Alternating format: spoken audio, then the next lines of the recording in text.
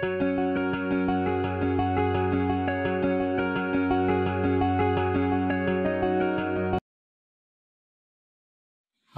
teman agromader semua, saya doakan tetap dalam keadaan semangat, sehat.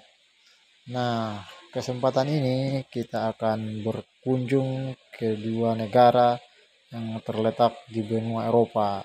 Kita akan belajar bagaimana sistem pertanian di sana sehingga bisa berkembang pesat.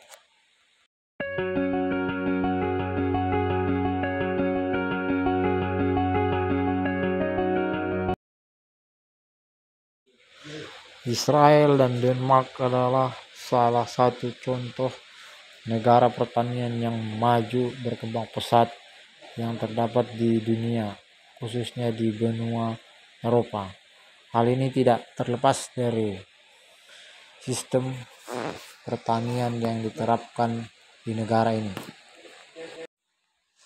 Negara ini terkenal dengan sistem pertanian yang canggih menggunakan teknologi-teknologi raksasa, menggunakan sistem pertanian yang canggih terhubung dengan ponsel pintar. Selain itu juga pertanian di sini bisa maju berkembang pesat juga didukung dengan sumber daya permodalan yang cukup baik, yang dikenal dengan sistem koperasi yang sangat mendukung pertanian di sini.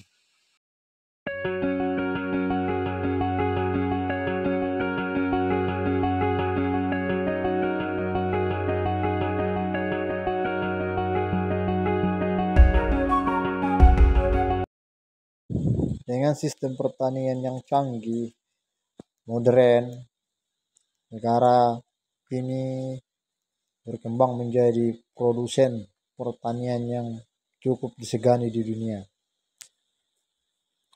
Kita tahu bahwa negara ini terhalang oleh 4 musim, namun itu tidak menjadi masalah untuk negara ini berkembang dalam dunia pertanian.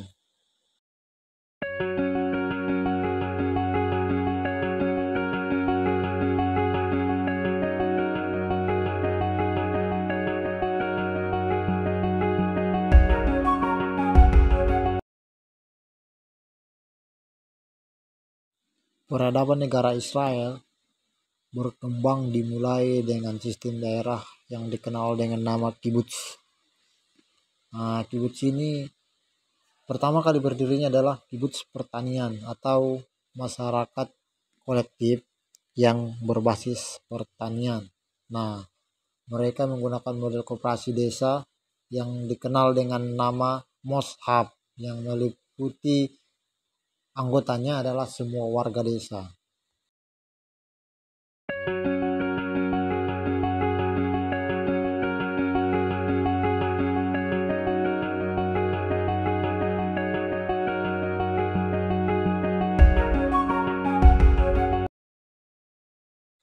Jadi teman agromadear, kibbutz ini adalah permukiman yang berbasis koperasi yang terdapat di negara Israel, yang berbasis koperasi pertanian dan peraturannya sangat ketat. Mereka tinggal bersama dan bekerja bersama di koperasi itu, dan aturannya mereka bekerja keras dan menyerahkan hasilnya ke koperasi. Jadi koperasi itu akan mengatur setiap orang mendapatkan bagian sesuai kebutuhan realnya. Sedangkan keuntungan dari koperasi ini akan diinvestasikan alias ditambahkan sebagai tambahan modal secara kelembagaan, sehingga keuntungannya terus membesar, sehingga mereka bisa mendirikan perusahaan, bahkan membeli perusahaan di berbagai negara lain, bahkan di lintas negara, dan mengalirkan keuntungan kepada warga tanpa harus bekerja.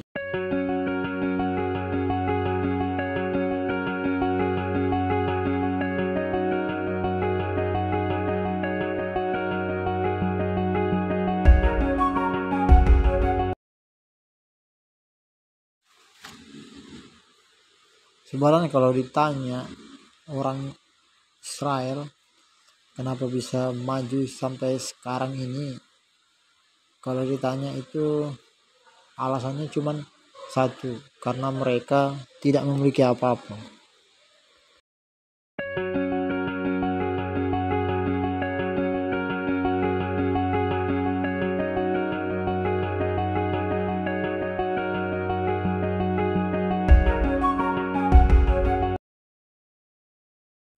Berbeda dengan petani di Indonesia, petani di Denmark, mereka mengerjakan proses pengolahan tanahnya yang luasnya bisa mencapai puluhan bahkan ratusan hektar secara sendiri. Mengapa bisa begitu? Karena mereka itu punya mesin-mesin pertanian yang mendukung usaha mereka. Jadi tidak heran kalau setiap petani di sana memiliki gudang penyimpanan alat mekanisasi pertanian seperti traktor zonder, mesin panen, forklift dan sebagainya. Jadi ya nggak heran. Karena apa? Ternyata mereka bisa membeli alat tersebut secara mencicil dari koperasi mereka. Oh begitu ya.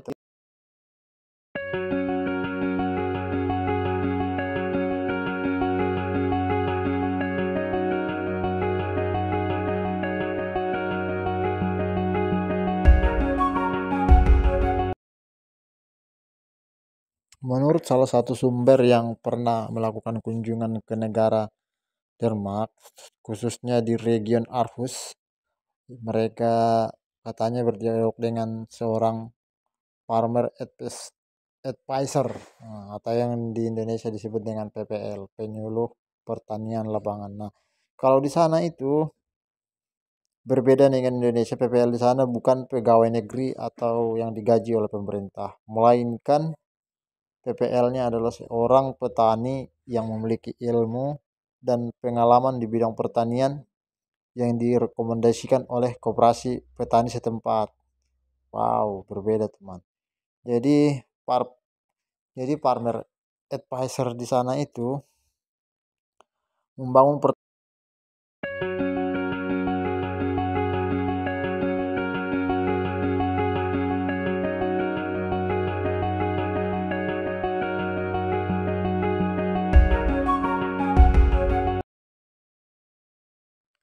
perkumpulan koperasi yang paling terkenal saat ini di Denmark adalah Dans Landbrugs Growfællesskab atau yang disebut dengan DLG. Nah, produsen susu, Arya Food, ataupun koperasi secara eceran atau Korf Denmark. Nah, ini merupakan koperasi yang terdiri dari 1,4 juta anggota pada tahun 2012 dan bagian dari koperasi multisektor yang lebih besar dari Korf Amba yang memiliki anggota 1,7 anggota di tahun yang sama.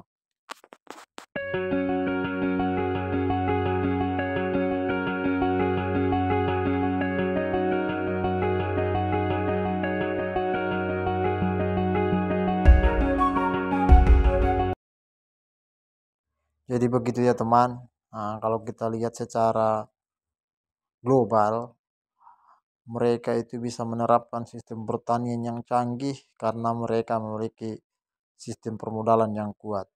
Akhir kata, terima kasih telah menyaksikan Agromadear.